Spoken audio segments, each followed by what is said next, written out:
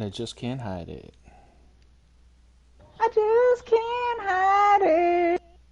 People watching can't hide my shame.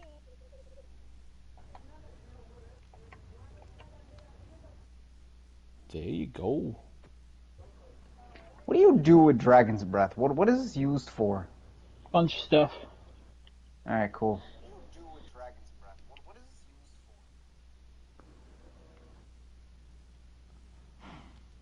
Okay.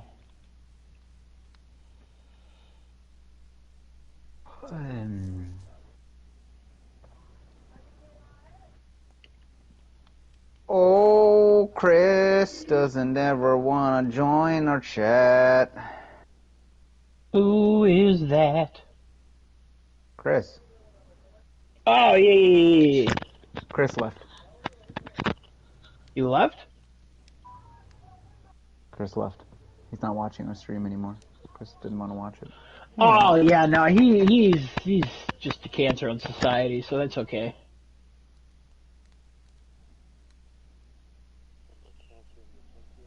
Yikes. I heard that.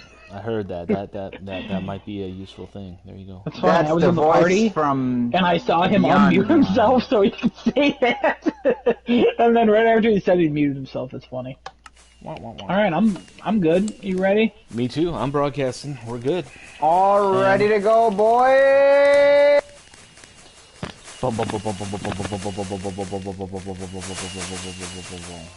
Yeah. Welcome, one and all, ladies and gentlemen. This is Crafting a Chat, episode 20. 20 consecutive weeks of Crafting a Chat with you, our beautiful, glorious listeners, followers, likers, subscribers. Welcome, one and all. Adam, Genesis, Giuseppe Jones, we're coming at you live. Gentlemen, what have you been playing this past week? Ooh. I'll go first. Go ahead. All you. I have been playing a bunch of Minecraft, actually. I've been getting back into Minecraft after I said I didn't want to play anymore because people roped me back in by doing nice things for me, and I'm like, I gotta come back in here because, there's nice people in here. There's nice folk who do nice things for, terrible people like myself. Not terrible. What else? What else I've been playing? I want to say I also, I think I played a little bit of Resident Evil 3 this week. Other than that, I think that was it. Just Minecraft and Resident Evil 3, oddly enough. Unless I'm missing something. You know what? No, I think that's it. No Call of Duty? No Call of Duty this week. No, Oh, I'm straying away from Call of Duty again. It takes a couple weeks for Call of Duty to come back to me at that point to say, okay, I want to actually sink some more minutes or hours into that, because I end up getting frustrated after a little while, and you know how that goes. It's Call of Duty. Just like Minecraft. Just like Minecraft. Although I don't understand why I died yesterday, but that is what it is. It's for another day. All right, yeah, we'll figure it out. I've been just playing Minecraft. I don't think anything else. A lot of Minecraft, a lot of mining. Decided to build a city. Yeah. Just playing that. Just for some reason. Yeah, for some reason I got back into that, and it's got me again. So I was planning to play the Outer Worlds like Fridays and Saturdays, the days I'm off of work, but I haven't. You did say you were going to do that. I'll probably do it this weekend. We also got to figure out time to do Little Hope in one perfect run. Well, it's more you. All right, well, it's still a every time you're like, hey, it's 12:30, you want to start this? And I'm like, no, I have work tomorrow. All right, you know what? It's 1 p.m. on a Monday. You want to start this? No, what? No, I'm at work. What are you doing? I have a set schedule. That you do. Just saying. Facts. Just saying. You do. Facts. Not hard to figure out. Giuseppe, what have you been playing?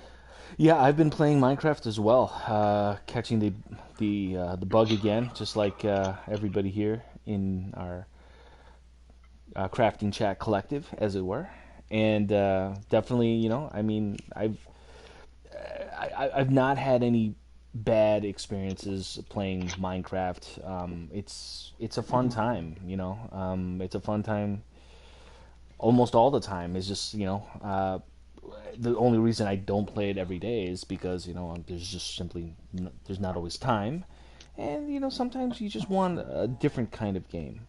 A different kind of game, one of which we will probably be talking about later on in this little chat. A fairly recent game that's come out. It's got a little bit of controversy as well. And we'll definitely discuss that later on. But it's been Minecraft week for me, and but that may be going into a slight bit of hibernation in order to make room for the next thing that's coming along.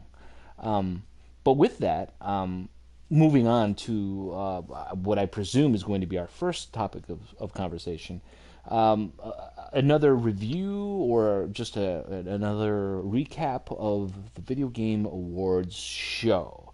Now, this was something that I still haven't watched in its entirety, and I was not personally able to watch concurrently with all the other members of Crafting a Chat here.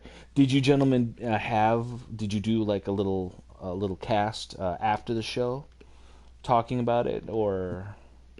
No, we actually waited for today. Oh, well then. So let's go ahead and, does anyone have any like general thoughts, observations about the show in general, or selections made? Anything that stood out to you? Oh, I guess I'll go first. Anyone can chime in, I guess. For me, the show was, awards-wise, it went as expected. Which, for me, I was happy with everything that won for the most part. We'll go through those, I'm sure. Genesis is pulling up the list as we speak, I'm sure. And if he's not, he is now. Pro tip. The reveals there, nothing was revealed that was for me. There was nothing huge revealed that I care for, and we just spent most of the time, like, we had a couple other friends in the chat, and we just kind of just watched it and made fun of it, and just it was really a hangout while the Game Awards were on. Right. So, yeah, none of us walked away being like, oh, there were a couple things that Genesis and another friend, number one fan of the show, Kevin, was excited for, like a beta, but it's not on PS5 yet. Right. But that might be announced at some point, hopefully for them. I got this stupid beta email, and I was like, it's for PC. We gotta wait for the console one, and I'm real excited to play that, actually. But anyway, go ahead. Yeah, it's like the Left 4 Dead spiritual successor, made by Turtle Rock Studios. Looks pretty cool. There were a lot of CGI trailers, though. Like there's a spiritual successor for Dead Space, made by some people of that. Yeah, saw that. It's CGI trailer, and like the one game that wasn't a CGI trailer, but it was like glitchy as hell. We all were like, "Oh, this looks cool." Like we're glad they actually showed it. What was that called? Like Crimson Tide or Crimson? It wasn't it Crimson Desert? Crimson Desert. That's what it was. Okay, yeah, that looked good. That looked good. I was excited for that. Desert, yeah. Personally, I don't care for Mass Effect too much, but it's nice to see confirmation that Mass Effect is being made in the original trilogy. Yeah, I mean, it looked interesting. A lot of questions. It's a good teaser trailer, but BioWare promises. I mean, like again, another theme I'm sure we'll revisit later on in this episode, but companies that need to crawl out of the gutter that they kind of dug for themselves. BioWare is right up there. They've got a lot of wrongs to be made right with that Dragon franchise. Age 4 did get teased from BioWare as well. Dragon Age, like a solid Dragon Age installment would definitely help, but as significant as Dragon Age is, it's about Mass Effect for that company. Mass Effect is their big boy. That's their calling card. So, but Dragon Age, they definitely do need to have a good showing with whatever it is, whenever it gets released. For sure. Genesis, did you have any observations about the show or anything that they? I personally didn't like the show as much. I thought even last year was a little better than this year. I think last year the only bias that I had over was because they played the Devil Trigger song last year, which I did confirm that was last year, Adam. Oh, it was? Yeah, that was because DMC5 was 2019. Oddly enough, I said 2019. You said 2018. I don't know why. I thought it was the year before. I don't know. Something in me was like, no, it wasn't last year. And I was like, it was last year. I looked it up. I was like, wow, I was wrong. Overall, I think just due to the climate that we're currently in with COVID and things like that, the Game Awards is obviously just mostly virtual for everything. With only the two hosts, I think, not hosts, but one host, and then that what's her name? Jessica, IGN lady. Cindy Goodman. Sydney Goodman. Not even close. I'm bad with names. We could just refer to her as Midriff Girl. She was just doing a couple of different awards, and then Jeff Keighley was doing mostly other things. Right. But I don't know. I mean, I thought it was okay. It was good. Yeah, I guess award show wise it was fine. Even though they said, oh, you should temper your expectations and this and that, I felt like even what they were showing was mostly like things that we already knew about, with the exception of like Back for Blood or the Dragon Age 4 teaser or Mass Effect teaser. Well, they teased the Dragon Age 4 teaser before the show. Right. They tweeted it out. So we even knew about that one. Yeah. The Mass Effect one was like real short. I mean, it was nothing really in it except for just confirming Liara at the end. And then most of the things that were shown were a couple of things like just almost ads, and I was like, what is this? Like, they don't even have anything that is compelling enough for me to keep watching except for seeing what the awards were, and that was it. I mean, at the end of the day, we predicted a bunch of those.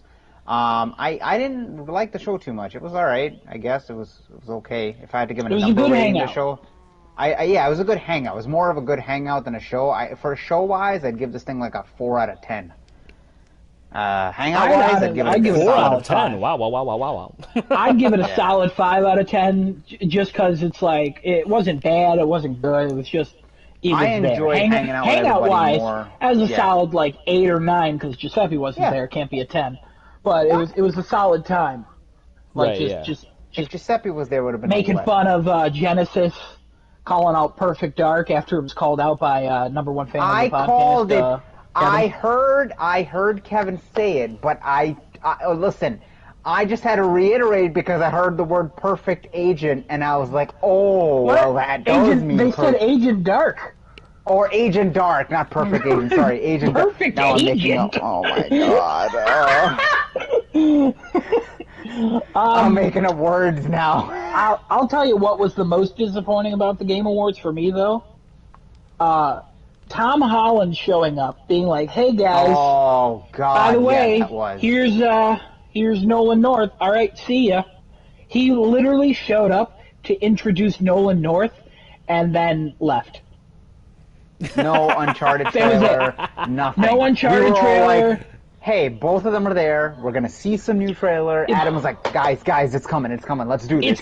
It makes the most sense to show off a video game movie trailer for a video game when you have the star of the movie and the star of the game showing up at an award show. Right. That's easy publicity. He also called out Tom Holland. He's like, I will forever be jealous of Tom Holland because every time you type in what do you call it? Nathan Drake. Now you'll see you'll see Tom Holland's picture first on IMDb. Yeah.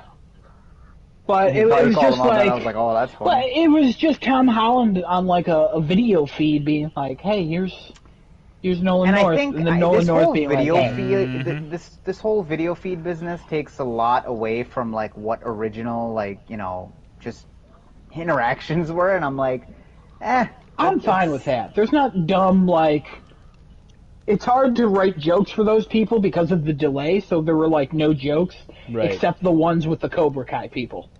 Right, yeah. Was that? Oh, yeah. Oh, And the one I kept complaining, who was that? Was that the developers for Among Us, where the girl was in the phone and not wearing a mask, and I kept complaining that she's not wearing a mask, and like, even though she was on the phone in a room all by herself. Right. And then there was also a running gag we had was a lady was trapped in the drum dimension while playing the Mario theme. Because that was even worse. There was like a band, and they were all separated by like shields and stuff, and then it would just randomly cut to a single camera of this lady playing the drums in this red room, and I'm like, I kept saying, where is she? And then it just turned into she's locked in the drum dimension, and that's where she lives forever. And then I even made a mock, like I'm trapped in the drum dimension point of view post, and I sent that to the #1 fan of the podcast, Kevin. And he was confused by it, so it went over well, I would say. I wonder if that was some like really obscure Twin Peaks reference. I don't know, maybe. I don't know. I would assume not, because it was literally just drum like music for Mario, and I don't think they were. I mean, they could be huge David Lynch fans, but it's possible. I don't know. Anything's possible when it comes to the Game Awards. Remember that, and the only PlayStation exclusive trailer there was the most disappointing thing in the world. I was like, that's great. Oh yeah, the Returnal trailer started with a PT-esque walking down a hallway. Which it was fine. I wasn't even talking about, like, Returnal trailer was fine. What I meant was the Seasons trailer that was the only PlayStation exclusive trailer other than Returnal. That was so stupid. Seasons looked good. The one girl's traveling like around the country. I would have seen PT next, but then the next time a PS Studios thing came up, I was like, oh god, this is great. This is after Returnal. Yeah, that's on you though. Yeah. Returnal itself looked good though. I like Returnal. Yeah, but man, I got hyped for you because of that PTS looking hallway thing. And then when you look up that gameplay footage on PlayStation's YouTube, it doesn't start with a hallway anymore. Really?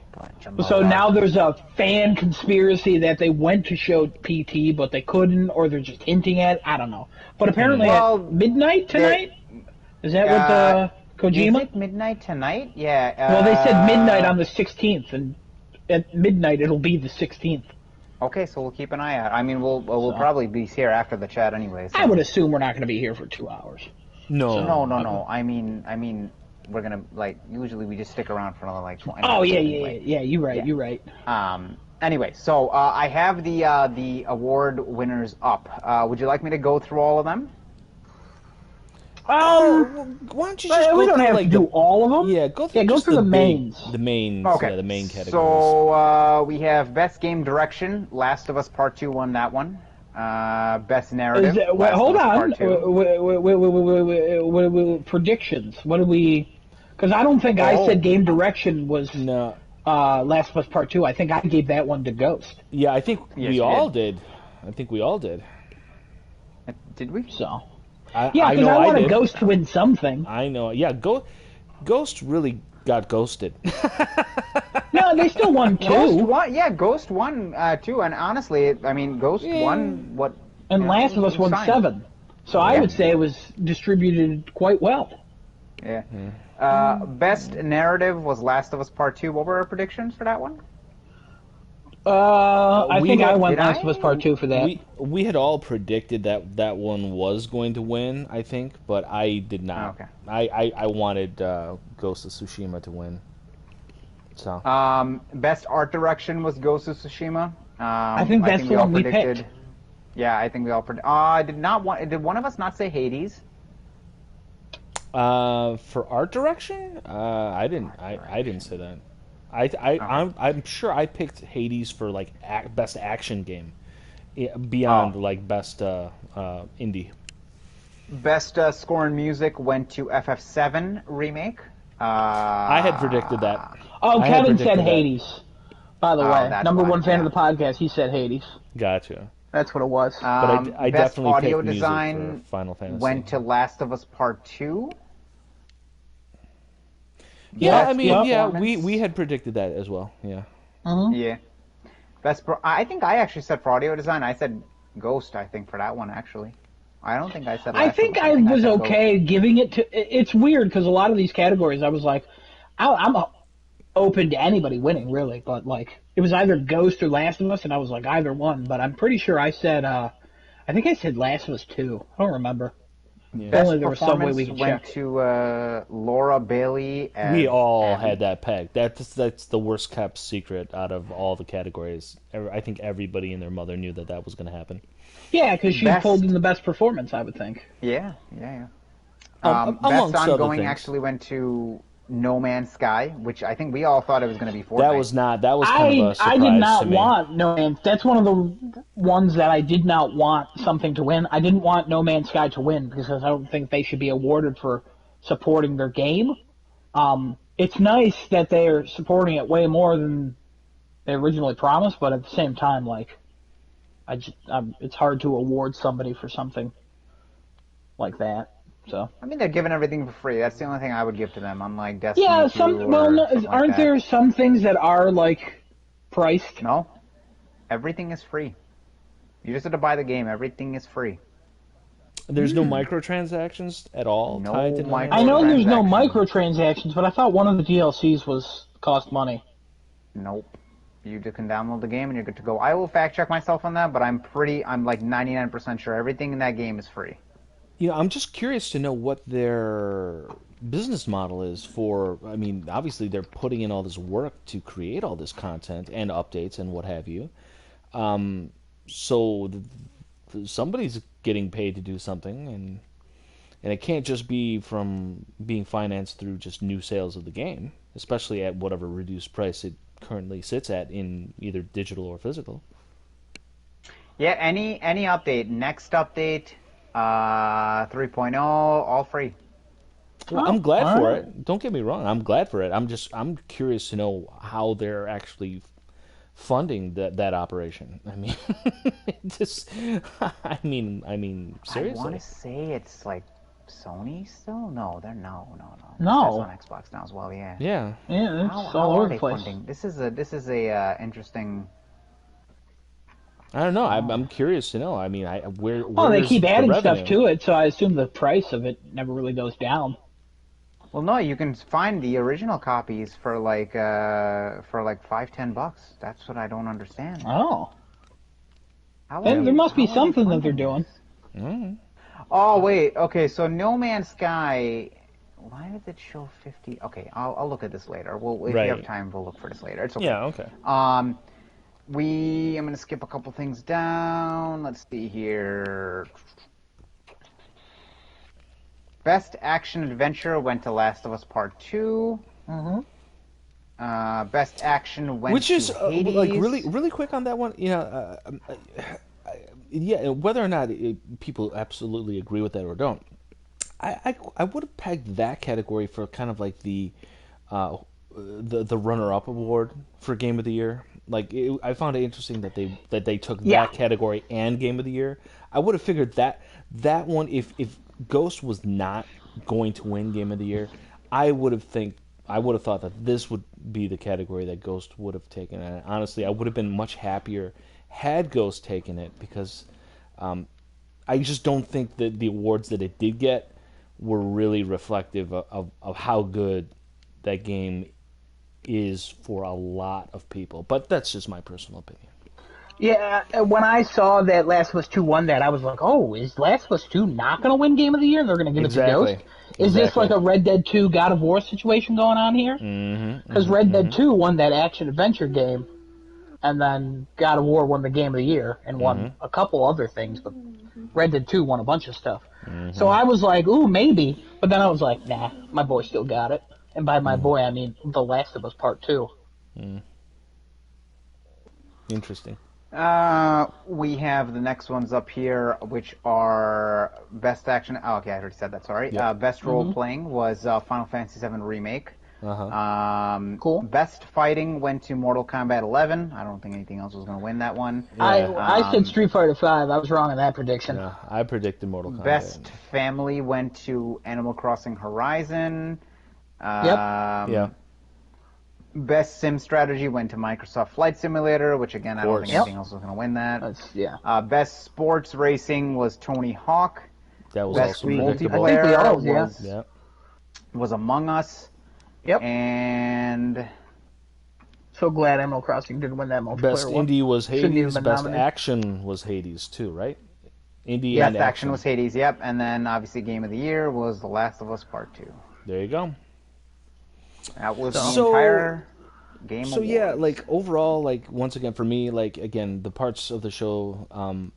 number one, I really would have loved to have watched it all live as it was being casted. I know my wife certainly would have gotten a kick out of Eddie Vedder performing because, you know, she's a huge Pearl Jam fan. And yeah, that would have been a nice little moment to see our two worlds crisscross there and having that moment. Also interesting, find it very interesting how they somehow snagged Christopher Nolan to present the actual Game of the Year award. I was like, oh, that's interesting. He's no longer hanging out with Warner Brothers, so he's just looking at other gigs. You know what I mean? Oh, right. Oh, I can totally understand that. I know, and yeah, Chris Nolan and a bunch of other directors, also Denis Villeneuve, also have some choice words for Warner Brothers these days for their plans for 2021. But we can save that for another podcast. But but overall, like I agree with both of you in terms of like what the show was overall. It was just like very very plain, very uneventful, and yeah, COVID kind of like limited what an award show of that caliber and one that's obviously striving to raise its caliber could do, given those kind of restrictions. And so in that regard, that tweet about tempering expectations totally makes sense. At the same time, though, if that is ultimately what's going to happen, I'm just going to say, don't do that. Don't do that prior to. People will make up their own minds afterwards, and you can explain yourself after the fact, and whether or not people will ultimately accept, hey, look, we were just doing the best that we could with what we had. If people accept that, great. If they don't, well, so what? But, knocking people out prior to is like, hey, if you were thinking about something special to watch tonight, well, it'll still be there, but it's not going to be quite as special. So, I mean, just don't do that. I don't know whose call it was to, pull the trigger on that little... Head of marketing, Aaron Greenberg. He's the one who did it. Yeah, we won't hear much from him in the future. I figure. So bye, Mr. Greenberg. Your position, I'm sure, is going to be filled by somebody else who can do a little bit better job than that in the future. No. So, yeah, we'll see. I won't. I don't know. That seems like a rookie amateur kind of like bonehead mistake. Don't do that. Don't do that. You save your apologies after the fact, okay? Don't pre-apologize. It wasn't an apology. Yeah. No. Yeah, it is. Yeah, it is. Telling people this, hey, sorry guys, it's just cool your jets. It's not going to be special. He didn't say it's not going to be anything special. He just said, hey, we're not bringing Half-Life 3 and all this other stuff. He was just like, the ridiculous things you guys are mentioning, calm down. Like, be rational human beings. And the reason he said that was because at their other event, they hyped up too much, and people were disappointed. So he's just trying to get a clear message across. Which ultimately wasn't clear, though. That statement he made was not clear either. So strike two on that, too. So it was clear. Temper your expectations. They showed Perfect Dark. A lot of people were excited about that. That's a very generic request to make of anyone. Temper your expectations could be, asking, the most hyped up fanboy to dial it down a notch, as opposed to dialing it down to 1 or 0. I mean, that's a wide range. It can mean almost anything. The right decision was to not make a statement, to kind of already push your audience into a much more defined range of expectations, which was specifically lower than whatever anyone else was thinking, putting people into a preset where you're going to be expecting less somehow, some way. That's not good. Even if that ultimately is what you're going to deliver, save it for after the fact. Do it after. Don't do it before. Genesis, you were trying to say something? The only thing I was going to say, even during the award show, the only things that I didn't like was like the way they were presenting a few of the announcements. like the world premieres and things like that. Two of them stuck out to me. One was the PTS thing that ended up being Returnal. And then the second one, I don't know if you remember, I got really pissed at this one too. When they said, hey, we're going to be announcing a remake of a really, really amazing franchise, this and that. And I was like, oh, okay, all right. We're either going to see Metal Gear Solid remake for the first time, or we're going to see some other remake that I was talking about that night. It was one of the two remakes. And it was some remake for the Switch. And I'm like, okay, I don't know. The way some of those announcements came off as like world premieres, or the way he was introducing some of them, or the way they were being introduced, I'm like, you're hyping us up for something here, and all of a sudden it comes out to be something else that we don't. I was like, oh, okay, all right then. The only shocking thing, not shocking, but the only cool world premiere thing was, I think, Back 4 Blood, honestly. Because I remember all three of us, when we were watching, we were like, oh, look, or all of us, we were watching, and we were like, oh, is this Left 4 Dead? It is Left 4 Dead. I think this is Left 4 Dead. And all of a sudden it's Back 4 Blood. We're like, oh, okay. I don't know. This show was, I think, just all over the place. I don't think anybody did anything wrong by apologizing or not apologizing or just tempering expectations to level it off.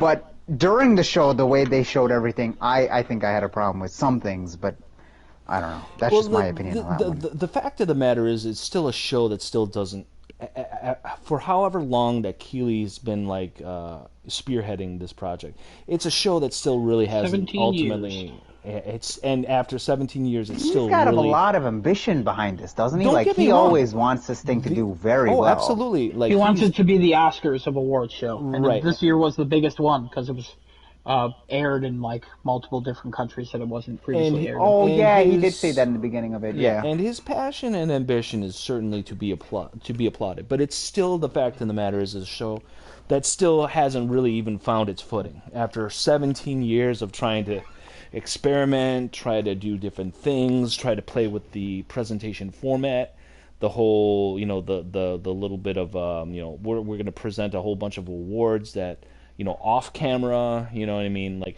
they've done lots of different things. And again, it's great that they're trying all these different things, but it's still an amalgam of mishmashed ideas. And it's still, it hasn't really... It hasn't settled in to the thing that that it wants to be, that it wants to aspire to. And so but in his defense, in the show's defense, I'll point to the Oscars too as also an example of a show that's just falling apart too, especially in recent years. I mean, the show itself, the production value of the show, again. This is independent of who the winners and losers are for that evening, but the actual production value of the show, the screw-ups with Faye Dunaway and Warren Beatty a couple years back, I mean, like, it's kind of jank. And so when you have the gold standard like that petering off, it's difficult to look at that as the benchmark moving forward. So that's in the Game Awards show defense. The only thing I was going to say was, you guys have seen, I mean, you guys are more movie buffs than I am, and you've seen the Oscars and things like that. When you're comparing the Oscars to this, why are you laughing at that comment? It still really is no comparison. I haven't watched the Oscars in like comparison. A decade. Yeah. Oh, okay, I didn't know, I'm sorry. But it still is not, yeah. So, like, when you're watching the Oscars, they're not showing, like, new movie or upcoming movie trailers during that, right? They're just showing, like, the No, they awards show them through the trailers or the commercial breaks. Yeah, the commercial breaks, but it's not in some show. Things show, like, during the commercial breaks. Like, brand new things or things that we... Okay. No, so, if we're comparing this, like, to the Oscars at that point... so if I'm just making that comparison, did he do a better job at making this the Oscars, or did he do... No. Okay. It's a show that still has not... It shouldn't be like the Oscars. Well, then he has... The Oscars suck. Well, then you need to send a strongly worded email he did a better to Mr. job Jeff than Keighley. the Oscars? No, so when he says he's trying to be the Oscars, I think he's trying to be the biggest award show for games. In terms of popularity. Yeah, in terms of popularity and everything. I don't think he's trying to create a 3-hour boring event that kisses everybody's booty in the industry, even though No, he does kind of create that, and it's about 2.5 hours this year. Right. But like the Oscars are boring. Like they're really boring. Yeah. They do go on for too long, but the one thing that the show did have back when the show was like relevant and actually entertaining like the whole way through. Number one, you had like killer MCs like Billy Crystal and Bob Hope. Yeah. And in recent years, you've had this whole MC by committee with a whole bunch of people jumping in there. And every once in a while, you get a Hugh Jackman situation who turned out a fantastic emceeing performance, and then you follow it up with a janky disaster like Anne Hathaway and James Franco, getting lit backstage. That was pretty bad.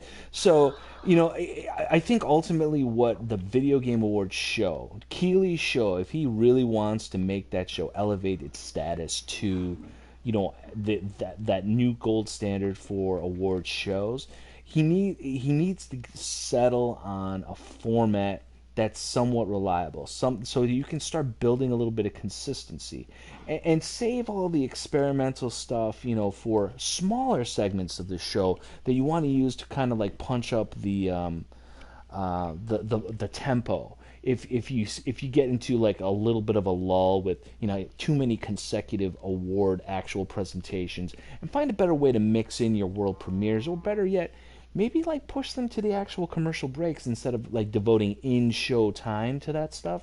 I mean, I don't know, but I think ultimately you get yourself a solid format, and you get yourself a solid MC that's gonna ooze charisma, command the stage, and keep the show going, keep it light and fun. Those are the things that are ultimately holding the show back, and they still haven't been able to figure it out for 17 years. So Nolan North, he should host it with Troy Baker. I would totally support that. That would be an interesting. Yeah, but thing. they'd also be nominated for everything every year. So that is a thing. That would be the issue. That is a thing, no doubt. Maybe one day Jeff Keighley will become charismatic. It's not that he's not charismatic, but I mean, like, he just doesn't have that X factor. I mean, he's not an actor. If you start off saying it's not that he's not charismatic, it's just that he's like not like super charismatic. He's not trained. He's not a trained professional. You know what I mean? He's not a trained or a natural born performer. He's just a passionate guy who's interested about the video game industry. And again, I stand up and applaud him for his efforts, and I'm glad that he's found himself fortunate enough to be birthed into a life where he can do what he has done without having to do anything else for it. But that's neither here nor there. But those are the things that I feel that are really holding the show back. And again, it's never been addressed really. They're still tinkering and toying, and I don't know. Maybe they need to just pick something and go with it, and build off of it, as opposed to just tearing it all down and then reconstructing it, rebuilding year after year after year. Giuseppe, Sephiroth also got revealed for Smash. I totally forgot that the first thing, and Sephiroth, yeah. I was like, okay, well, I guess that's that. Sephiroth's in there, Cloud. Okay, seems a little dark. Seems a little dark for a Smash. Right? First of all, I was happy. I was so happy because if it was Sora, I would have had to go buy a Switch. I was like, thank God I don't have to buy a Switch now.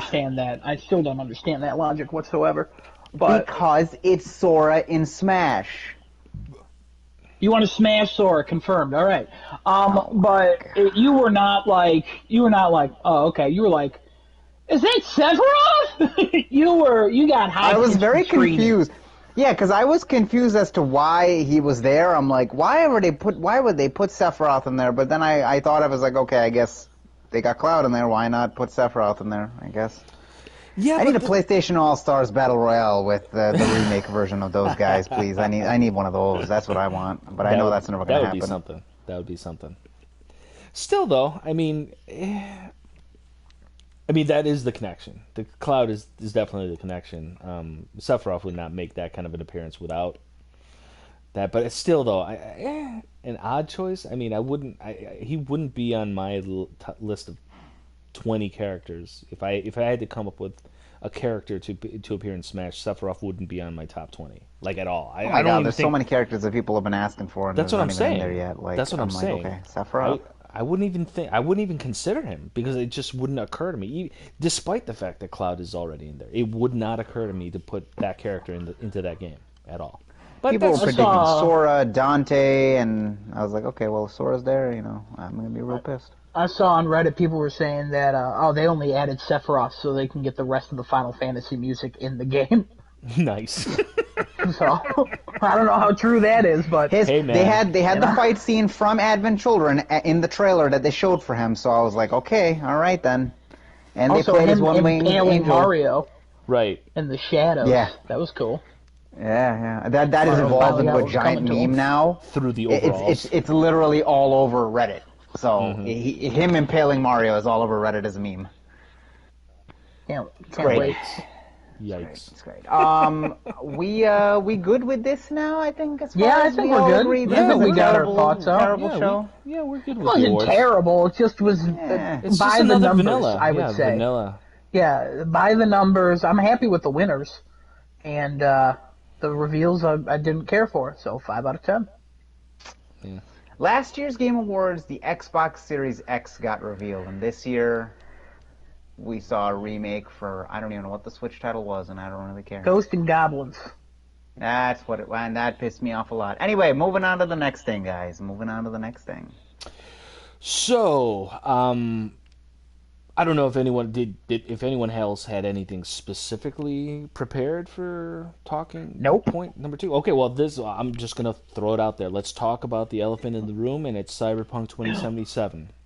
I thought they finally added elephants to Minecraft. That's disappointing. I know. Keep going. That would have been something. Anyway, so yeah, Cyberpunk very recently came out for Xbox Series X, PS5, PC, PS4, Xbox One. However, last-gen base consoles seem to be getting the worst of the worst experience-wise from this software because apparently CD Projekt Red really couldn't be bothered to make it functional, apparently. And that ties into the whole restrictive pre-release review moratorium that they had, making sure, enforcing that no reviewers could reveal any footage from those base-level last-gen consoles prior to December 9th or 10th, one of those dates. They didn't even get codes for them. They only sent out one PC code per each establishment. So CD Projekt, definitely knowing the real of its software status prior to release, despite all the delays, despite all the delays this year in particular, and yet the releases went out. They knew it. They tried their best to keep it as under the rug as long as humanly possible, and now the fallout begins. And when we were discussing this in episodes earlier, I had mentioned in particular from my own perspective and love for CD Projekt Red's most recent showings in software development. I said, despite everything that they've done in recent years and all the goodwill that they've garnered, if all of these suspiciously timed and very odd, I don't know, just confusing trend of delay after delay after delay continued, I mean, those are typically not good signs of development in anything. And if it releases and it's jank or it's broken or it's incomplete, as a lot of titles tend to be, especially with the live service model being the thing that everyone wants to push, they got to be put to task. And to an extent, I definitely have to put them to task, because for people playing base last-gen consoles, man, that's rough. It's a rough, bad, unplayable kind of game. What do you guys have to think about or say about that? It's not the best scene for CD Projekt Red at this moment, despite all the sales that they've gotten. What do you guys think? I'm gonna always have the same point, no matter how everybody thinks that it sounds. Literally, should have just canceled the current gen and just keep next gen. And I guarantee you, I'm not the only one who thinks that. I was actually just watching that Keith's new video, and he was like, "Yeah, I think they should have just canned it for current gen. They should have just stopped development for current gen because somewhere down the line they realized they were making a next gen game, and they should have just kept it on track for next gen and popped out a very, very polished next-gen PC title." It would have been interesting to know, though, at what point that real decision was made. I don't know what point that decision was even thought about, made, or talked about, or whatever. 9 years in development about this I mean, game has been. So I will take.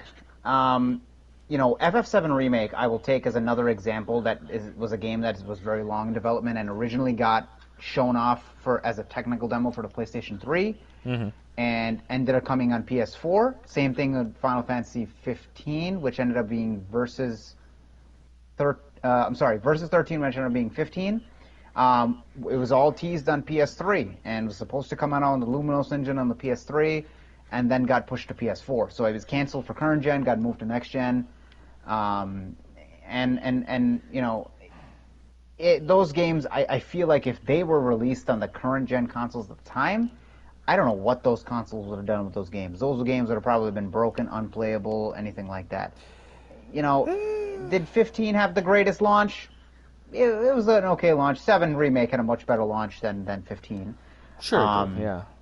And that's obviously because of the name it already had. 15 had to establish a name for itself, and 7 already had a fan backing with nostalgia and all that. It's interesting that you bring up FF7 Remake, because now that is going to be a very interesting thing to compare Cyberpunk's current woes to, because FF7 Remake is the first part of, at least bare minimum, a trilogy of games to actually complete, quote unquote, that game. But that game is being developed with future hardware generations in mind. And despite that, FF7 for last-gen consoles coming out, yes, okay, it may have its texture issues here and there, but that is still... It sold very well. It not only... Well, because it also... So does Cyberpunk. But it's also a really good-looking, good-performing game. They didn't have broken jank issues with the game, and it came out on current gen. It came out on PS4, and so that game has very, very good looking character models. Yes, the only thing I think is the textures in that game, but there's no performance issues if you play that on a base PS4.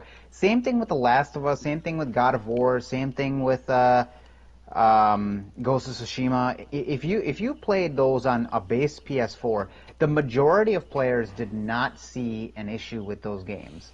But then you come to Cyberpunk and it's like, okay, they knew this was something too ambitious. Why not just change it? I understand that would have made people angry. I get it. But I don't know what's worse at this point and everybody's going to tell me, yeah, it's better this way and it would have been worse that way. I just don't see it that way, because like you would have had a much better polished game. You would have, it would have maybe came out in 2021 of like March or April. Fine, cool. But that game would have been a much better built, polished, and overall solid game than this currently is.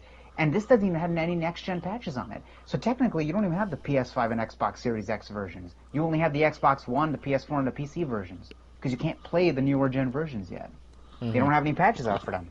Right. So I don't know. For me, this is if I was them, I understand. I like, okay, well, actually, let me rephrase that. I don't understand what kind of financial burden that would have put them under if they would have said, okay, we're scrapping this and we're going to go to this.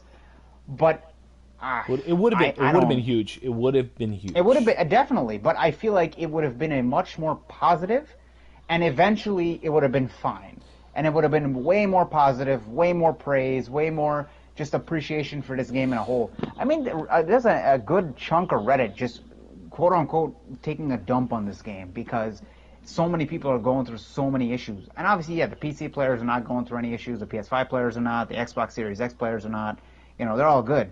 But again, those are also scarce consoles, and then to build a PC that can handle that to output at that max capacity, you need a lot of money for that. So that is true. You know, when you have a lot of the people playing on the original consoles, and some of them didn't want to upgrade to a Pro or a 1X, you know, that's not. I don't think that's right. And yeah, they hid that all from them, and they're like, oh yeah, we didn't show this and this and that. Okay, well, if you were going to do that at the end of it, whoever made that decision, just why bother releasing it for this gen? It doesn't matter if you announced it for this gen. There's been games that done that in the past before. They announced for the current gen and they got pushed to the next gen. Adam, because what you do can't think? do it in the current gen. There was a lot that Genesis addressed. What is the original question?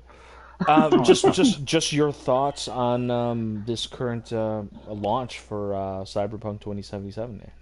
Just if you got a PC, good. It's good launch. Right. For the other things, bad, real bad, guys, real bad. Yeah, that's the worst part about it. Yeah, the base consoles, they were already causing some issues. Like Control didn't run that well on base PS4, and on Pro either it didn't run that well. Even with the patches and stuff, it still didn't run that well on the base PS4. Their God of War had hitches and stuff.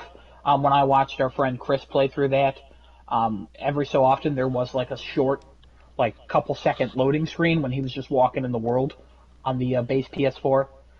So the base PS4 has kind of been outdated for a while. That's why I said, like, we could have got a PS5 in 2019 or 2018. Like, I was ready to move. So, and I feel like this shows it. At the same time, it really comes down to what Giuseppe talks about every time when we talk about crunch or just missed deadlines. It really comes down to management, especially with this game, because they purposely hid the base PS4 and base Xbox One versions from almost everything. And I was talking to a number one fan of the podcast, Kevin, before this, and we talked about how he brought up a good point that not every game shows every version, like in their marketing, which is true. Like some in marketing, it just shows the CGI, and it'll say like a little text being like not representative of like the actual gameplay. Right. But the games that come out actually run. And for the base PS4 version and the base Xbox One version, it's almost unplayable. Mm-hmm. So I wouldn't be surprised if there's some sort of lawsuit. It sucks that Microsoft will be caught in that lawsuit because they've had the marketing rights to it. If that Sony comes to fruition. Is PlayStation, from what I've heard and read, I don't know if it's true. Are they part of this? Not actually being sued, but suing them? I don't know. There's no lawsuit as far as I know yet. I'm saying I just wouldn't be shocked if there is a lawsuit. Like a year from now, if there's some sort of class action lawsuit against CD Projekt, and people suing. Because remember when the people sued over Halo? Right. Because Master Chief wasn't in Halo 4 or 5 enough. I think it was 5. So I just wouldn't be surprised because they hit it, and then it's not uncommon for game developers not to send out codes for the worst versions of the game. And that's usually like a sign where it's like, okay, well, this isn't good. Right. But at the same time, it's like a lot of people worked hard on that game, and it sucks that they have to work even harder for the next 6 months probably to bring this game up to speed. In regards to the canceling of the base, like the last gen PS4 and Xbox One, you can't cancel it because the game ended up launching at the end of a generation, the start of a new one. If you cancel those, it pre-ordered 8 million copies. Like you can't, you cancel it, you lose all of those. It's the majority of your pre-orders. I know that. And also, the PS4 Pro is only 20% of PlayStation 4 sold. And we don't even know the numbers of Xbox One X's. So, like, it only runs on 20% of all PlayStation 4s, and there's about 110 million of those. And, like, if you cancel it, not many people would have the game. And that wouldn't be like that wouldn't be a decision that they could afford. Now, if they delayed this game until like late 2021, yeah, definitely cancel the last gen versions. That's fine. But they've committed to the last gen versions, and then if they wanted to cancel it, they would have had to cancel it a while ago. But they didn't. They just kept committing to it, and then as we got closer and closer, they just kept hiding it. Mm-hmm. That's what I'm saying. They should have just pushed it to 2021, cancel it, and be done with it. Like it's not fair because now you have these PS4 players who they might not still be able to get a PS5, and they're just gonna have to deal with this game because So I'll give a real life example now. The letter that they gave for these refunds, the wording in the letter, dear gamers, is problem terrible. Number one. They're not even promising that they're going to give refunds. They said they will help, and that's only up until the 21st. So, for example, if you go into Best Buy now, this game is listed as non-refundable. This is the only game that is listed as non-refundable. I have no idea why. I had a tough time. My brother actually went why? in today. You know why? Because everybody's going to want to do it. People are going to try to return it. Well, you just said you don't know why, but... No. I mean, meaning I don't know why this is the only one. Like most games should be listed as non-refundable. This is the only one that's listed that way. My brother went to go try to return it, and they at first wouldn't take it, even if it was sealed and everything. And he brought up the letter, all that stuff. And then the manager came out and was like, "Oh, actually, yeah, we've seen this. You know, we can take the return as long as the game on the inside of it is all sealed." Like he had one of the deluxe editions and all that, so he was giving that one back because he didn't want it anymore. He's like, "I'll just wait for the PS5 version to actually come on and I'll call it a day." And then one of the guys decided to give him store credit for something he had a receipt for. I'm like, "No. It's a refundable item, and plus the developers of the game are saying, yeah, you can go to a store and be able to get a refund no matter, at that point in time." Yeah. That letter is very terribly worded, yes, and it doesn't even say, "Oh, you will get a refund." It says, "We will help you try and get one." Well, if your store says no. You and the retailers. Yeah, CD getting a refund, but ultimately, or whatever it says. Exactly, but ultimately, CD Projekt has no influence over its business partners when it comes to retail and other distribution. They make their deals with them, on their end, and then they're out. CD Projekt is done with that process. They have no ability to influence one way or the other. The only way that they could possibly do that is if somehow CD Projekt Red itself is actually taking that product back and giving some form of refund back out of its own pocket.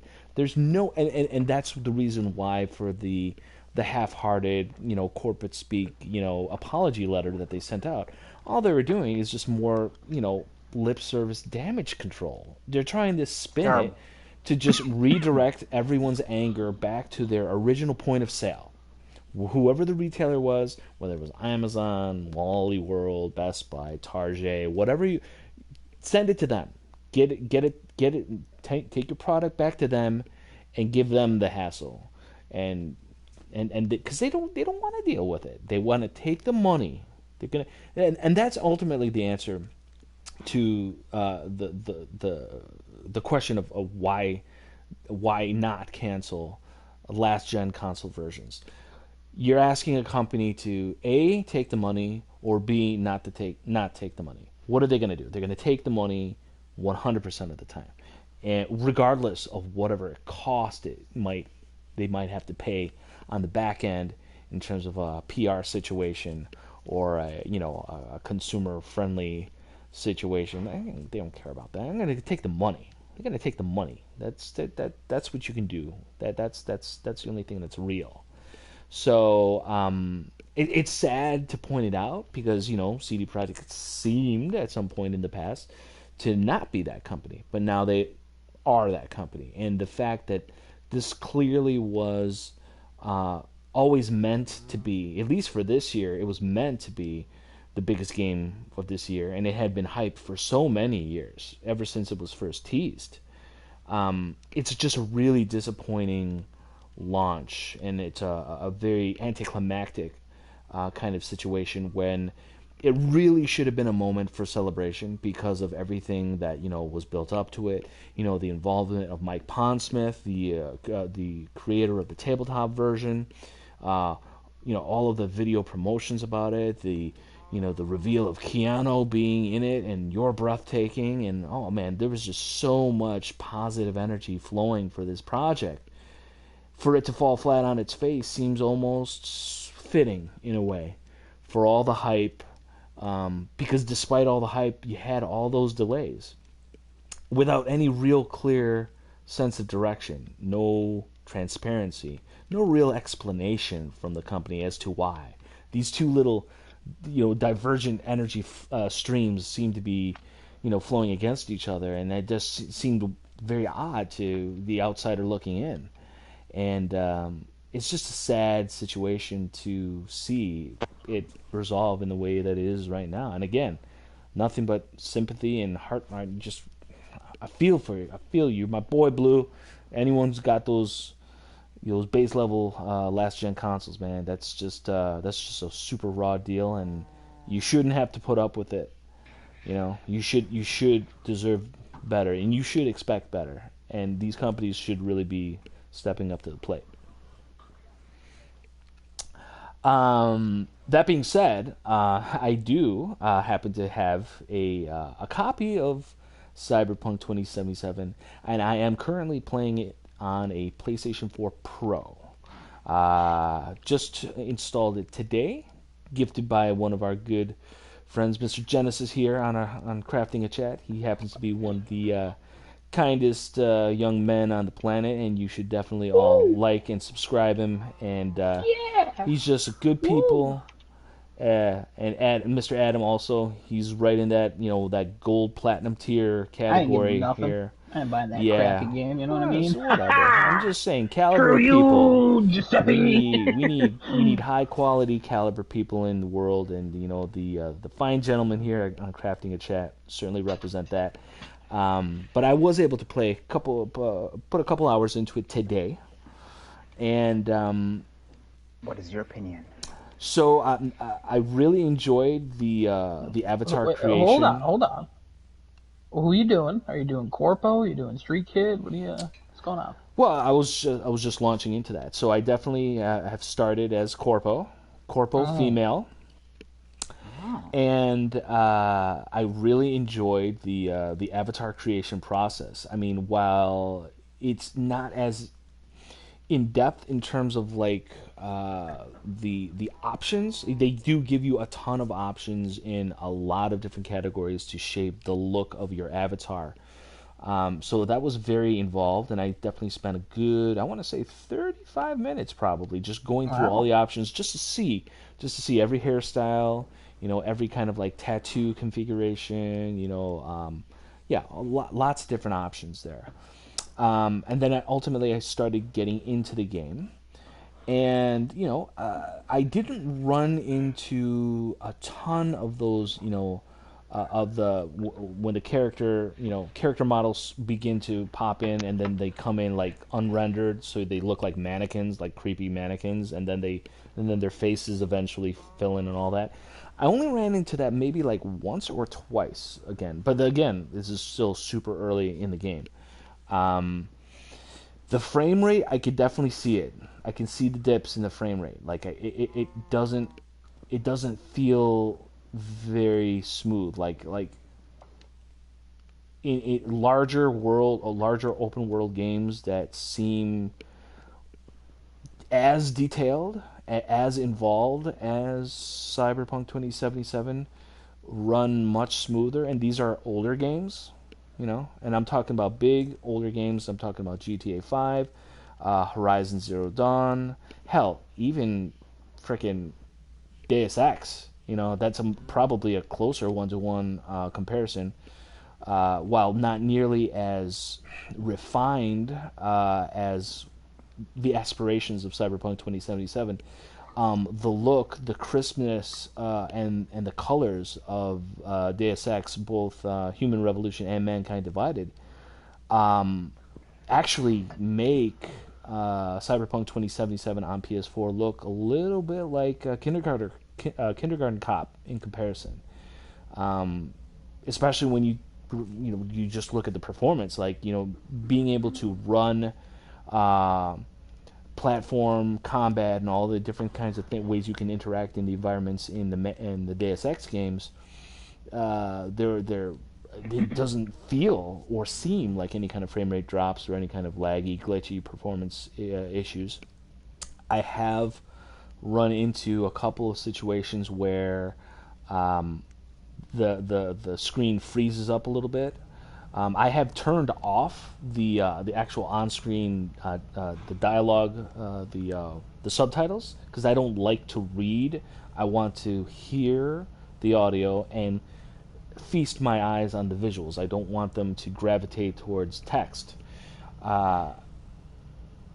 But sometimes if you're having like a phone conversation, it'll still bring up that text at the bottom of the screen regardless.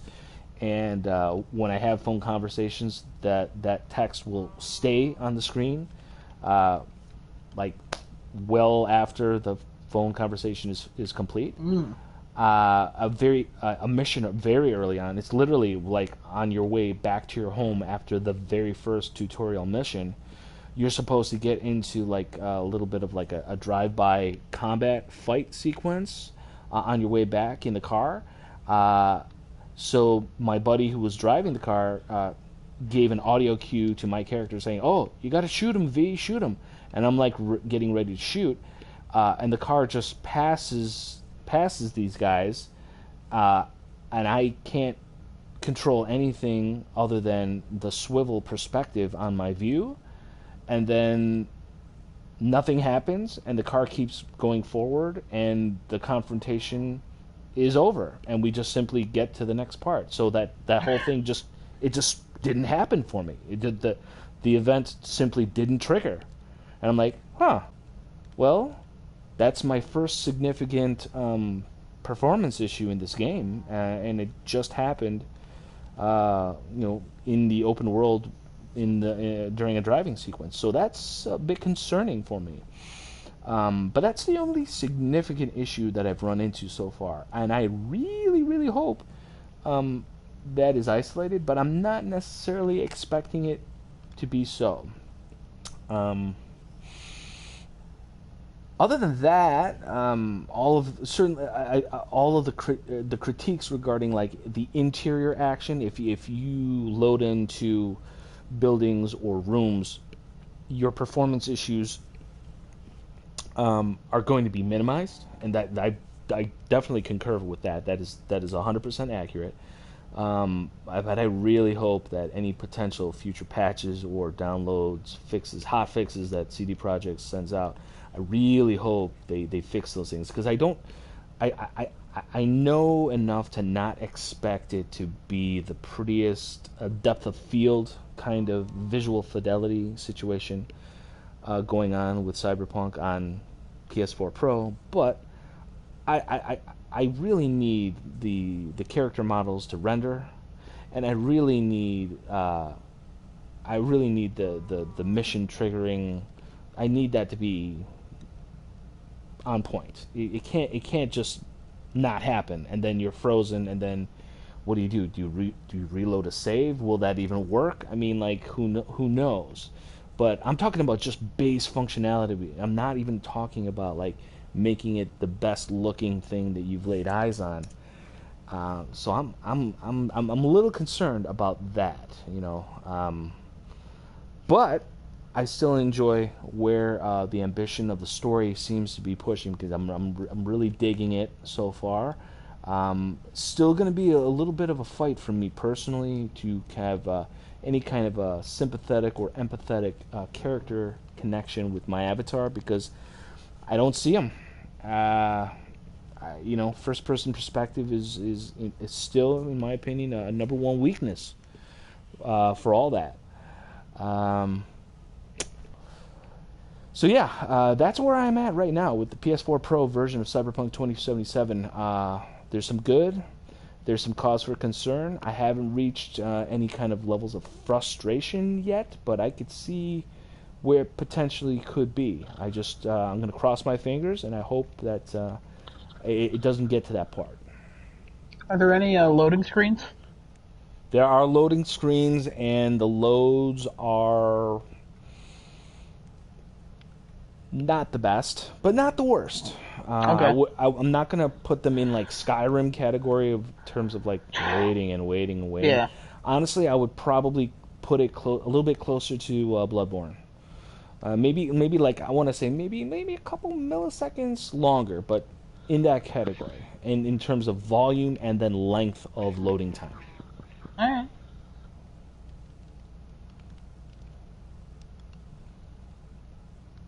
Genesis, you have any questions or? The load screen was going to be a big one for me. Yeah.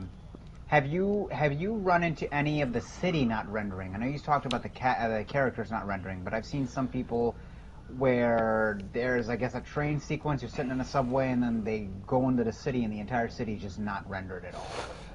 Again, so I've only had that one small sequence. Actually being in the city, just driving from the very first mission back to your apartment. So I didn't really have an opportunity to look at the whole city in terms of like the actual boots on the ground game navigation. But it did seem like some of the verticality of the city didn't seem to have actually rendered in. Yeah, like everything on the street level, the eye level, it seemed all right up until that point that there was supposed to be like that triggered event with gunfire from the car. So yeah, I could see where that's possibly going to be an issue moving forward. Again, still crossing my fingers because it's the kind of game that like just base performance shouldn't be a concern, regardless of what its ambitions for the technology to actually create the world. It shouldn't that shouldn't be that really shouldn't be a concern, and yet it definitely is for a lot of people out there who aren't fortunate enough to have those those higher end PCs and obviously next gen, or we should really start calling them current gen consoles, PS5 and Series X. Oh, yeah. So Yeah, I did when I referred to them. Yeah. Sorry, so, I did not. You did not. I did not. I got another question for you as well. When you talk about the frames, are you looking at like less than 30, or are you looking at like less than 20? So unfortunately, I don't have any kind of a device to actually give me a numerical measuring. I'm just basically going on what my natural instincts are for tracking motion in video, and I don't. It's definitely less than 30 at times. There's Definitely no chopping, and so like what I mean by less than 20, you don't see any chopping of screens happening. Like you're moving, and all of a sudden everything is getting choppy or slower. There have been a couple. There have been a handful, I'd say, so far. Because from what I've seen on the Pro patch, which was the 1.04 and the PlayStation 4 1.04 patch, the PS4 was able to stabilize at 25, and this is again not for everybody, but this was just a couple of examples that they showed after the compatibility-wise patch came out.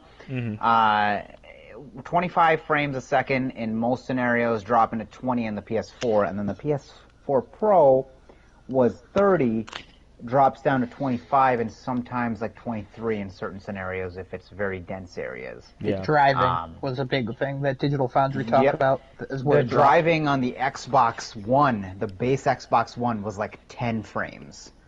And then it went down to like 17. I didn't see it go down to 10. Oh, no, I saw another video where it went down to 10. They were out in a desert area on the Xbox One, but this was the patch for the PS4 and no patch because there hasn't been a patch for Xbox One yet.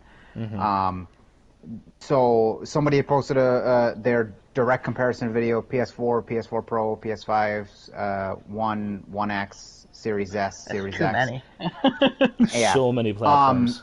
And the even the One and the One X were having immense issues trying to run this. Like the One was like the lowest frame I saw was 7 in the desert, and then the One X was 12 in the desert. So that makes sense. Yeah. The One X, the lowest I saw was like 12 or 14, and I think that's more due to non-optimization issues rather than the power of the console, because that console is definitely not as underpowered as the One or anything like that. This Series X was about 30 to 25 to 23 being the lowest, same thing with PS5. The only other thing that I seen was the resolution too. You're playing it on 1080 currently, correct? Yeah, I am. Okay.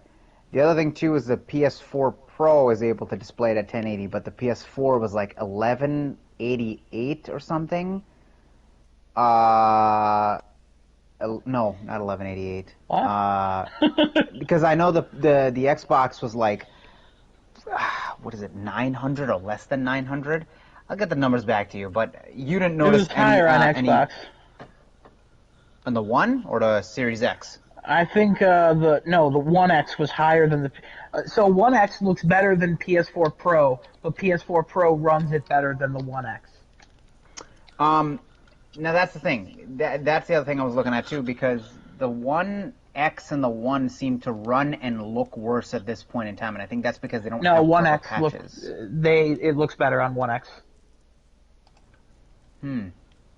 Digital Foundry did the whole comparison, and they were like, "Yeah, this is why it looks better here." Blah blah blah blah blah blah blah. Like they went through that whole. So thing. Xbox One was showing at 720, and then PS4 was showing at 900. Mm-hmm. And then Xbox One X.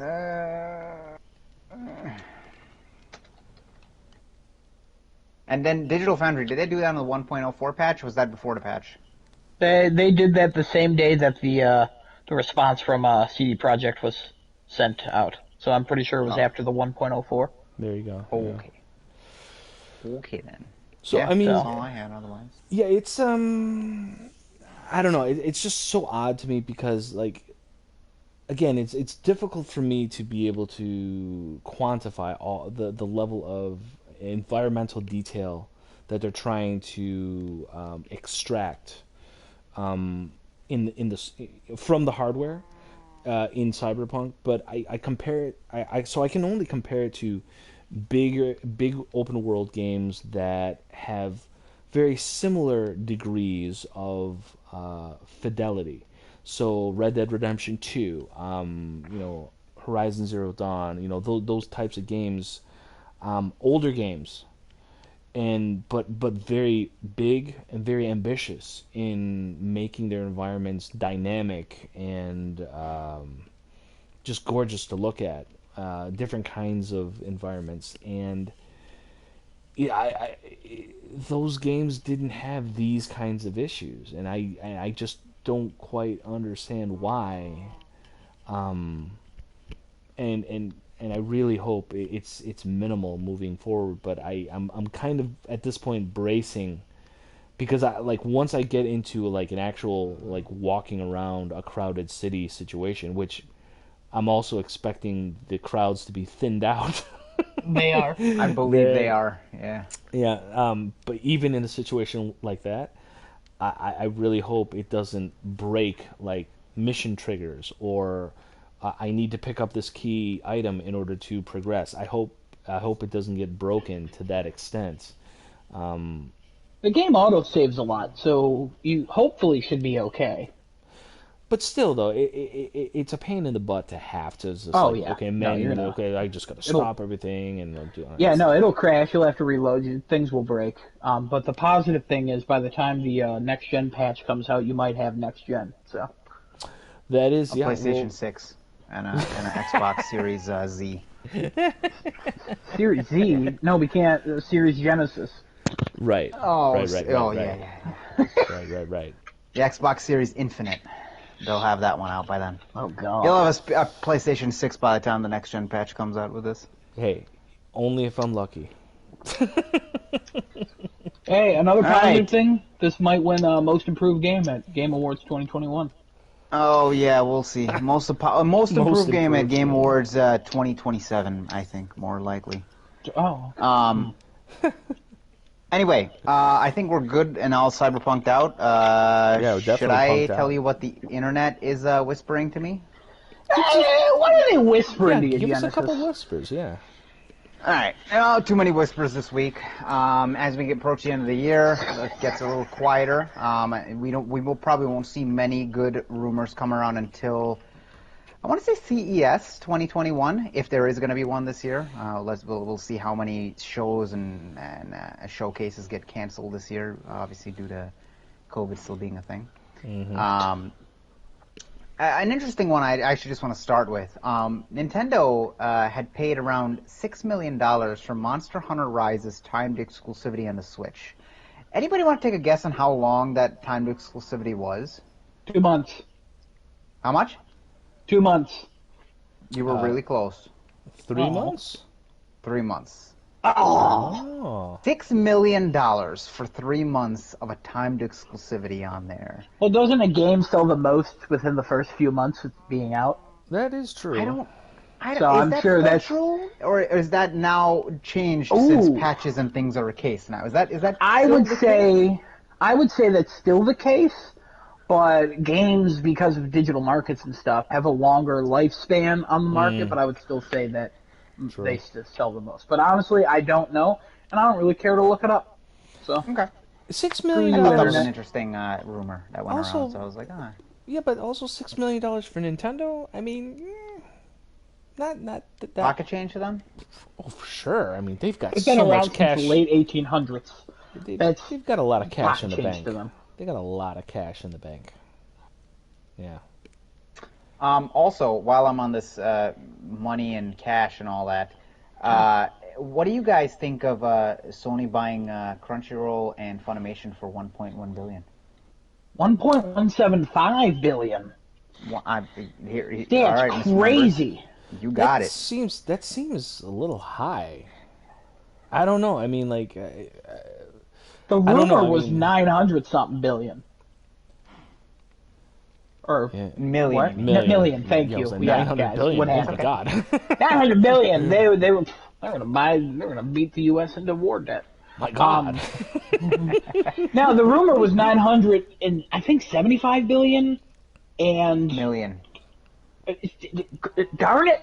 It's like you with the Series X and S and it is exactly. Yikes. But, so that number originally, the original number was high. And, it was very high, yeah. I was surprised it went for so much, but after speaking to you, Genesis, you said anime is big, and I looked into anime. Yeah, it's big. Also, Funimation just came out on the Switch. So, like, they're expanding. So, I wouldn't be surprised in the next couple years, anime is even bigger than it is now. I would agree. Anime is slowly still, becoming, actually not slowly, it is very quickly becoming this very big cultural melting pot for a lot of people to come through. Yeah. It's becoming more diverse. Reasons. Yeah, it's becoming more diversified. It's not just about your giant mech, stories and then, your hentai stuff. There's a lot of there's mystery stuff, there's drama stuff, there's, hentai mystery, hentai drama, comedy stuff. I mean, absolutely. Hentai comedy. Yeah, you got it. Yikes. The point is, though, I'm glad we can right. say this on this without getting TOS. That's fine. Sure. It's a family show, and families share hentai with each other. I guess. Absolutely. I just watched that in a hentai, so... Oh, my. Hentais are weird, guys. But I will say their purchase of this is only going to further, I think, solidify and enhance that idea of a more, of a very different PlayStation Plus or whatever they want to call it at that point in time. Whenever they decide to revamp all this, I mean, imagine having an entire package with Now Plus Funimation, Crunchyroll in one thing, and you pay one yearly thing for it. If I take all that out, do I get it for cheaper? Sure. They would never do that. So I don't want that, but I understand why people would. It's always nice to add bonuses, though. Why wouldn't you want it? Why I don't watch they anime. Put it separate, though? No. Why wouldn't they put it separate, though, is what I'm saying. Well, they could separate it. You could still have it separate. Oh, they could definitely separate it, but they won't separate it. Right. If they're combining it, why would you separate it? Yeah, money. Well, there are other firms that like a lot of the okay. So I'll bring wireless carriers in this now. Oh God! Like for example, T-Mobile's got their cell phones, the home internet, the TV now. They want you to get it all together, but everything is still offered separately if you don't care about internet and TV service. All you want is your cell phone bill because you don't give a oh my God. Whatever. You don't give a damn about the other things. You still swore. Nah, it's damn fine. I don't think that How affects dare you? This is a family-friendly hentai podcast, and you come in here with your swearing. Like, get out of here. This is a family show. I'll take my tentacles and I will leave. You can still buy a lot of those things separately, and yes, the company wants you to buy it together, which is going to give them the most revenue, yes, but you can still buy it separately. I don't think that they will not give you the option to buy it separately. I think they'll give you the option. In a perfect world, world, seem like in a perfect world, that should be the case. The consumers should be given more choices for how they spend their money for goods and services.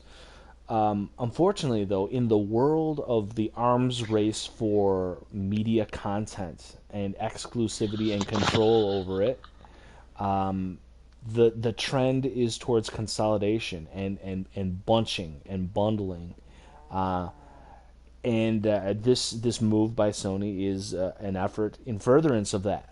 So it just seems, again, if you're talking about just getting as much money from the market as possible, making these acquisitions and then bundling them all together for a flat rate fee, that can easily be upped on a yearly or bi-yearly or however they plan on pricing out their models.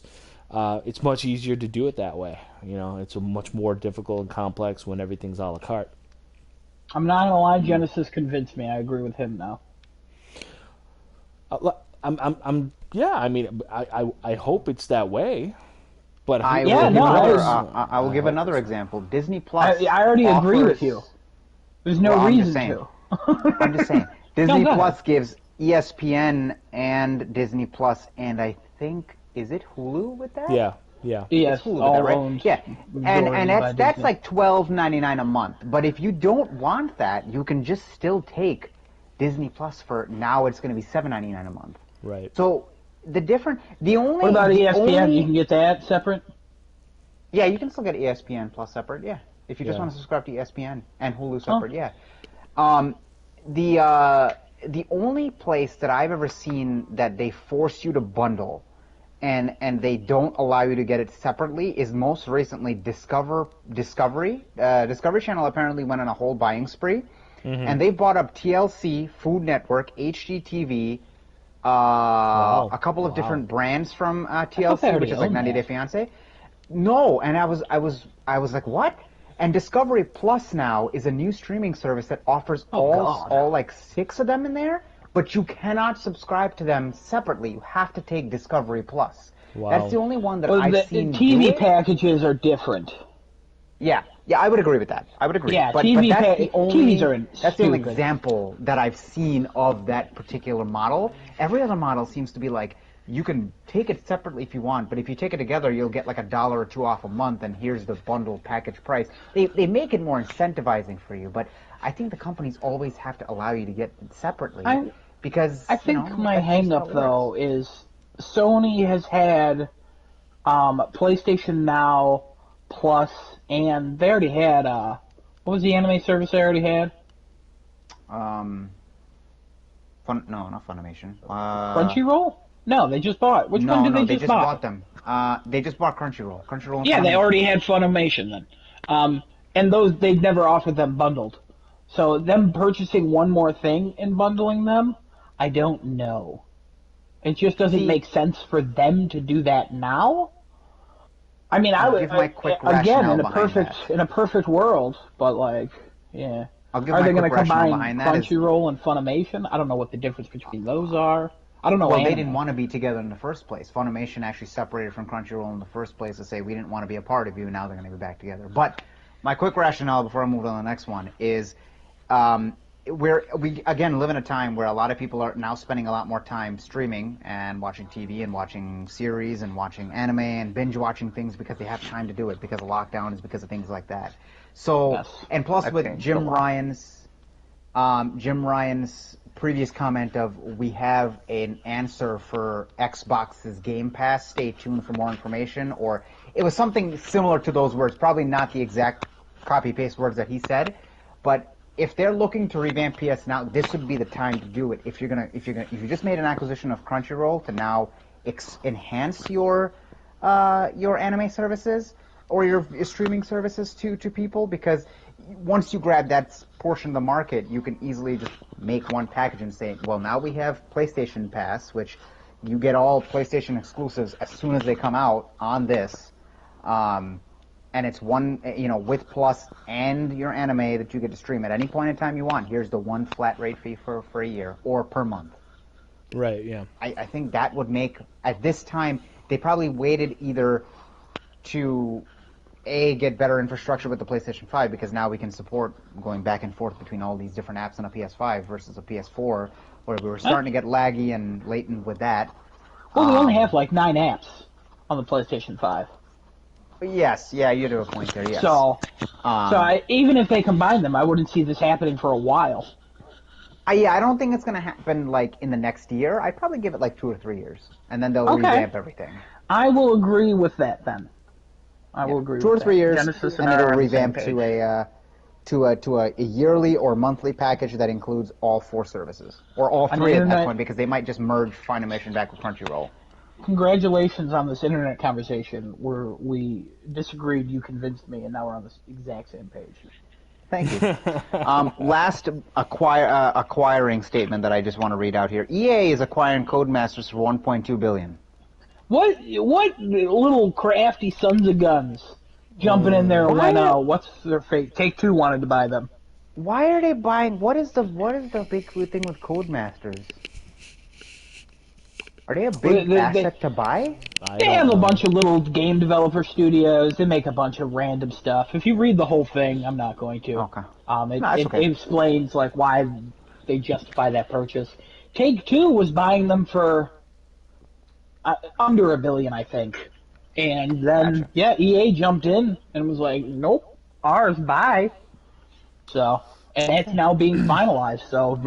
I'm fine with that. Sorry, Take-Two. I'm fine with that. I don't have much love for Take-Two, so take that. I don't have much love for any of these giant corporations. So, I don't have any animosity toward a lot of them, though. So, my next rumor that I got here, Giuseppe, I think this one's more geared towards you. Sweet. Resident Evil 8 is actually going to have a online component to it. Okay. Called Resident Evil Village Online. That is a tentative roadmap for what they're trying to call this thing. I think the actual name is supposed to be it's going to be a 25th anniversary of Resident Evil. It's Resident Evil Verse, so Reverse. Which is supposed to be the online component that is supposed to, I guess, make money for this game past launch. So I don't know if we're talking microtransactions or we're talking what else, but yeah, multiplayer. I don't know whether it's going to be like RE5s, but for whatever things that they're comparing this to, they're comparing it to a free-to-play or battle royale style. Oh. Hell yeah. Hell no. I don't want to see when they add Kratos. Oh God. Oh God, the aneurysm, it's coming. Battle Royale with Resident Evil. Oh my lord, that is just so dumb and lame and vanilla.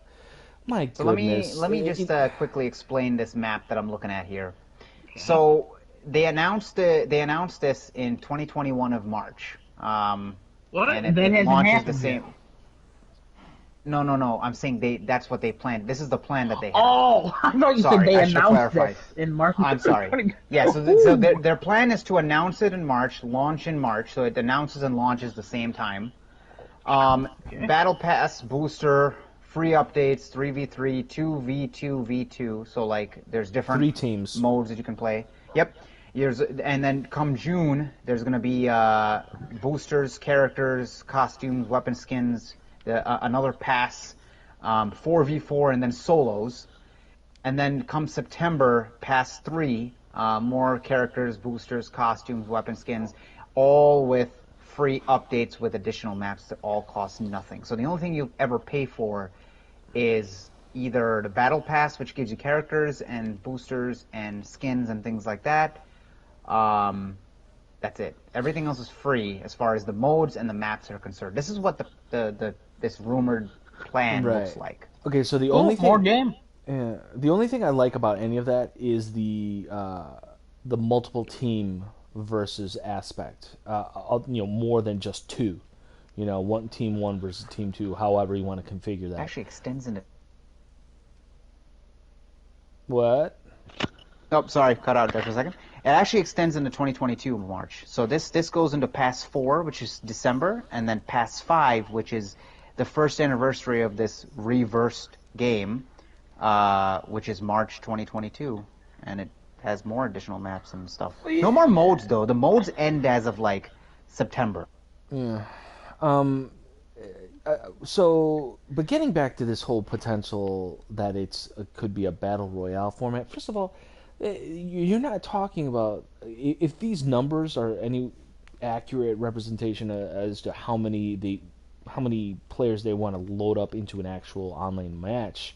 If we're talking about 8 to 12, that's not enough players to make a battle royale situation feasible. And not only that, but if we're to presume that the scale of the Resident Evil action is still going to be relegated to first person and or possibly over the shoulder third person perspective in that kind of like tied in format, but also with the historically typical like closed in environments, like very tight intimate settings. You're not talking about sprawling cityscapes or anything like that. Again, how do you make battle royale work with small settings, and not covering a lot of like in-game distance? I just don't know how that works, and I hope that is just a rumor that just ultimately gets dismissed, because battle royale doesn't work. That is not a thing for Resident Evil. That battle royale is a thing for your generic action shooter.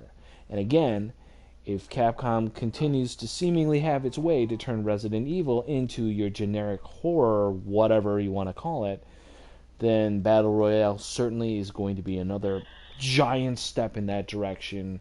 And then fine, whatever. I'm even more frustrated with Res Evil 8, but I like the multiple team versus online thing. That's an interesting thing. I'd like to see that. I like that. Genesis, as the only one who plays the new Resident Evils, do you care about this? I would not like it. I think I'd have to agree with Giuseppe. I would not like it if it was a battle royale, but I am interested in the 3v3, 2v2v2, and then the 4v4, because it does bring it back to Resident Evil 6 and Resident Evil 5's online multiplayer, which was a lot of fun back in the day. Especially Resident Evil 5, when you face other players in a match with, hordes of zombies and things like that, and you guys have to actually kill each other as well. That was a lot of fun. That was so much fun too, especially when they expanded the maps, like the Nightmare map. Oh my lord! Like that entire map layout that doesn't exist in the game outside of that one thing in multiplayer, and that is a nightmare to run. You've got those giant axe dudes coming out of the woodwork left and right, and fire and lava everywhere. It was hella good action. If they could incorporate the way that the remakes play along with a multiplayer, I would instantly take that. Instantly. I would love that. But it can't be Battle Royale, obviously. It has to be that same format of RE5 and RE6 is online, and you're good. I think at that point, if you can just take the system from the remake 2 and 3 and put that in an online multiplayer with some free additional maps and other things, and you can just buy everything else, I'm good. I'm good with that. Put it together with RE7 in one package, and I think that's good. That would be more than enough. Resident Evil 8. Put it in Resident Evil 8's package with the same thing, and I think that'll be enough. As far as my taste is concerned.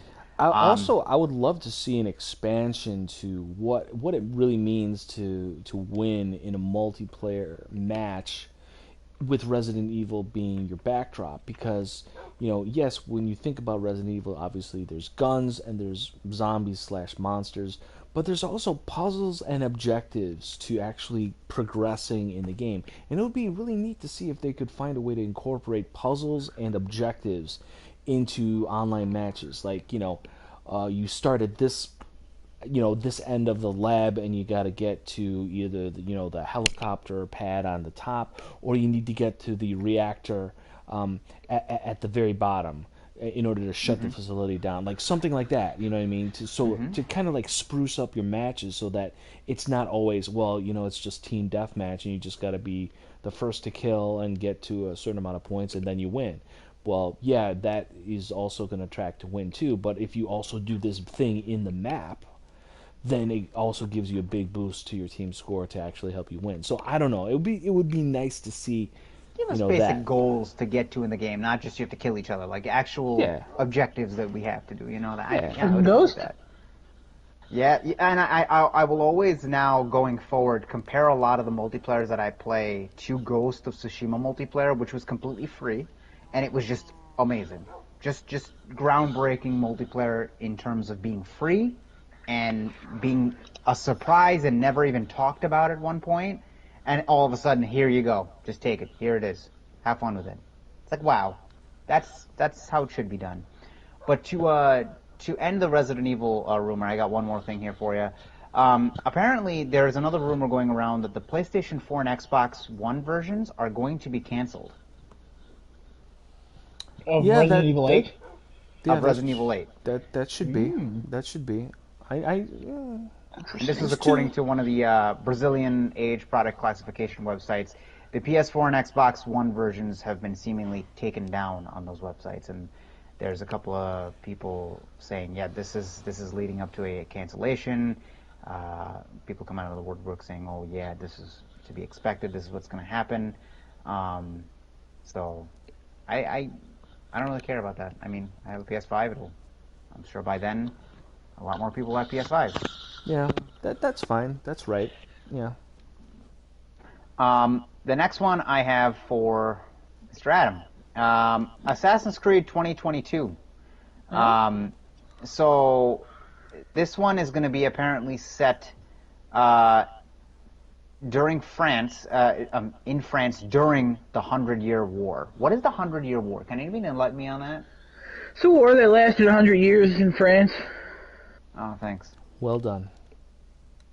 Wikipedia. I'm not looking this up. All right. Well, that is was one it of the... against Prussians? Might have been against Prussians. Honestly, I have no idea. Might not even have been 100 years. It might have been more. I feel like one of those 100 years wars is alive. It is to further explain, it is a dark fantasy take on the setting, massive battles, huge castles, darkest and grittiest Assassin's Creed yet. Sieges from Valhalla are completely overhauled as a stealth and free run. Game was initially delayed due to COVID, but is smaller than the past few games. It's a budget title by Toronto and meant to hold over until Assassin's Creed China in 2023. So my thoughts on this, other France game, Unity, I liked. So yeah, that's the only other France game, yeah. I don't know when the 100-Year War takes place. I don't know if it's anywhere near the French Revolution that occurred in Unity. Interesting to return to France. Yeah. So, that was just Paris, I think, not just all of France. So yeah, that was just Paris, yeah. And it's to bridge the gap between the Assassin's Creed China, which I don't think the world needs an Assassin's Creed China game. I don't think it's needed anymore. You don't think the world needs Assassin's Creed, so.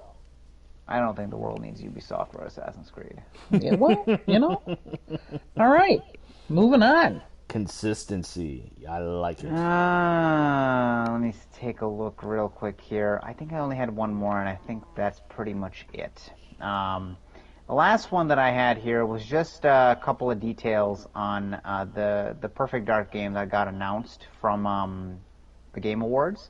The initiative is led by Daryl Gallagher, the former Activision development boss and head of Crystal Dynamics developer of the Tomb Raider series.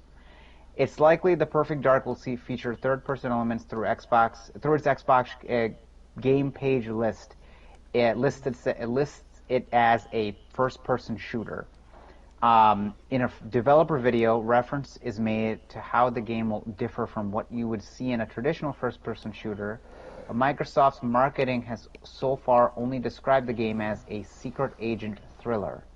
The initiative has also hired a group of God of War designers for Perfect Dark. Chris O'Neill is Perfect Dark's lead level designer and the initiative's director of production. Brian Westergaard also worked on God of War as senior managing producer.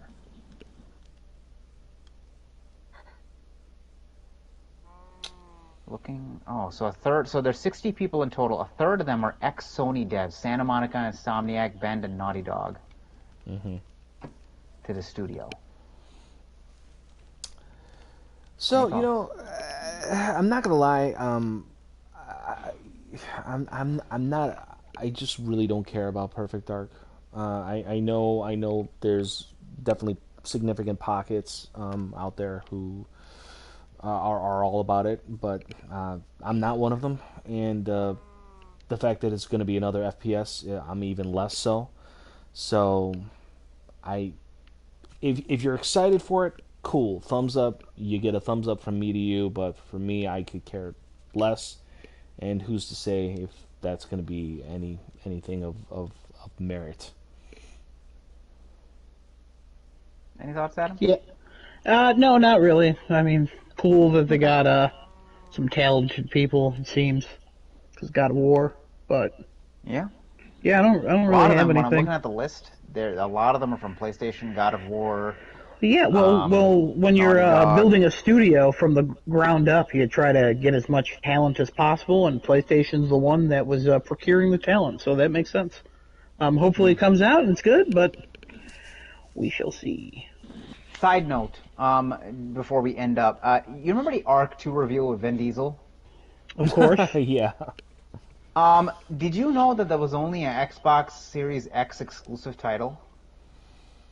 No, I didn't realize that. Honestly, good. Okay. don't care That's all much. I wanted to say. All right. That is not a loss. Else, Giuseppe, you do what you got to do, man. Hey, man. Ladies and gentlemen, that is definitely going to wrap up our episode. We had a lot of pretty good chats this time around. Episode 20 definitely did not disappoint, and hopefully you guys out there weren't disappointed either. Crafting a chat is an honor and a privilege and a pleasure. And so from our boys, Adam, Genesis, Giuseppe Jones, this is Crafting a Chat signing out. Be good to each other out there. Wear your masks, wash your hands, don't be dicks. And appreciate life because it's a gift. Yeah. And video games, fun. Yeah. Come see us every Tuesday, same time, twitch.tv/craftingachat or YouTube/craftingachat. And that's it. Yeah. We'll see you guys next week.